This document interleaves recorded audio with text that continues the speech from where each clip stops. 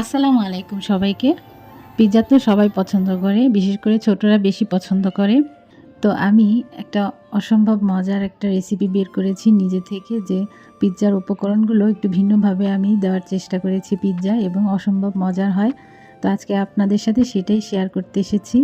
আমি এখানে ১ চা চামচ আদা ও রসুন বাটা, গোলমরিচ গুঁড়া 1/2 চা চামচ এবং 1/2 চা চামচ মরিচের গুঁড়া ও পরিমাণ মতো লবণ দিয়ে মাংসটাকে মেরিনেট করে নিয়েছি। এখানে আমি মুরগির বুকের মাংস নিয়েছি।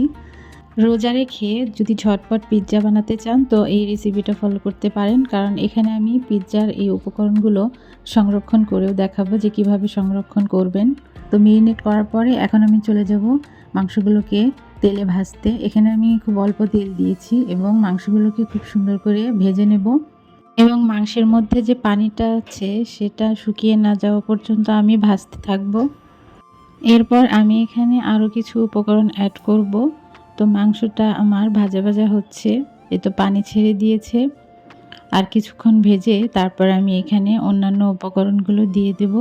এখানে আমি পুরো একটা ক্যাপসিকাম কেটে নিয়েছি এবং পেঁয়াজ কুচি করে নিয়েছি। পেঁয়াজটাকে প্রথমে দিয়ে দিলাম যাতে পেঁয়াজের ঝাঁঝালো গন্ধ এবং পেঁয়াজের যে পানিটা আছে সেটা শুকিয়ে যায়।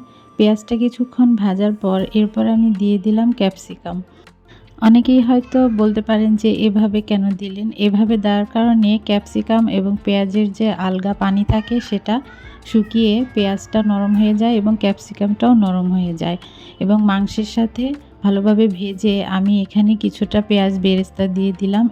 এটা একান্তই আমার বানানো উপকরণ, এটা কোনো দোকানের উপকরণ নয়। আসলে আমি এটা নিজে থেকেই তৈরি করেছি। আর এই যে উপকরণটা আপনি এভাবে সংরক্ষণ করতে পারবেন ডিপ ফ্রিজে।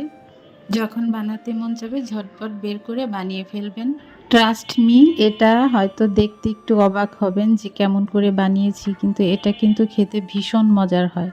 তো আমার এই পিৎজার ডোটা আমি জাস্ট একটু দেখালাম কি সুন্দর ফুলে উঠেছিল।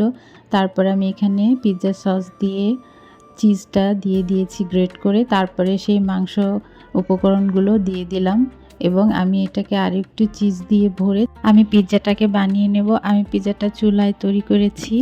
তো আমার পিৎজাটা এই রকম হয়েছে। এটা অসম্ভব মজার হয়েছিল এবং দেখতেও কত ইয়াম্মি হয়েছে দেখেন। আমি একটু কেটে দেখাচ্ছি। আমার ছেলে তো অনেক খুশি হয়েছে এটা দেখে। আমার রেসিপিটা ভালো লাগলে অবশ্যই বাসায় একবার ট্রাই করবেন। আজকে এ পর্যন্তই। আল্লাহ হাফেজ।